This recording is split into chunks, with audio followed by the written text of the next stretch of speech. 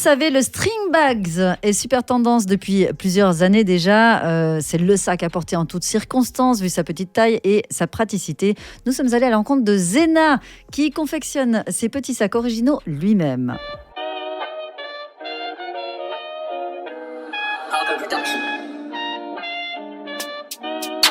C'était en 2014. En fait, j'étais en train de faire mon travail de bachelor en soins infirmiers. Et puis, j'avais un sac comme ça, donc ce qu'on appelle les string bags, les sacs baluchons.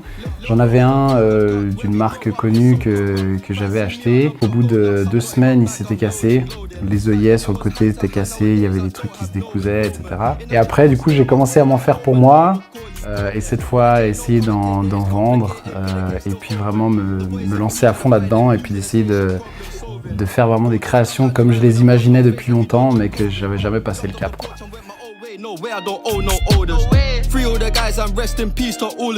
Alors sac, je me suis creusé la tête un long moment pour essayer de trouver un nom qui sonne bien. J'avais envie que dans le mot, ça veuille dire sac dans une autre langue. Et du coup, j'ai cherché dans différentes langues comment on disait sac. Et puis, je me suis arrêté sur le Wolof, où ça veut dire sac en Wolof.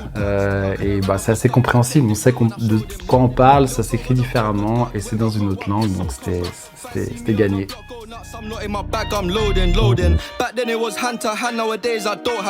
Alors, la particularité de ces sacs, c'est que déjà, c'est des pièces uniques. Je pars du principe que ceux qui en achètent, ils verront personne d'autre avec le même sac, parfois même jamais avec le même tissu.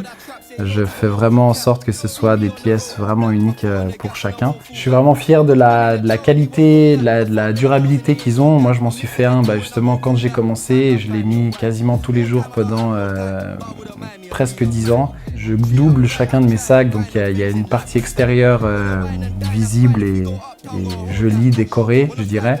Et à l'intérieur du tissu en canevas épais qui dure vraiment sur le long terme.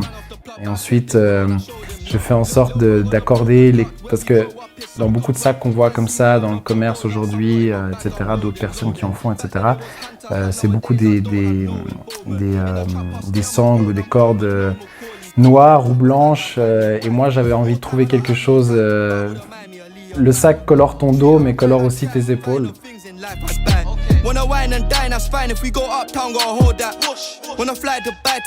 Alors moi je veux rester dans l'idée des sacs. Par contre, un sac, il y a plein de sacs différents. Il y a des sacs de sport, il y a des sacs pour enfants. J'ai plein d'idées un peu créatives que j'aimerais mettre en place, mais j'ai envie de faire vraiment évoluer le truc. J'ai plaisir à voir des gens dans la rue porter mes créations et j'aimerais que ça se développe, quoi. Et sac colors your back. Si tu veux de la couleur, si tu veux sortir du lot, si tu veux avoir un sac à toi qui ne t'appartiendra que à toi et que personne d'autre n'aura, achète sac et tu le garderas plusieurs années. Ça, c'est certain, c'est une garantie.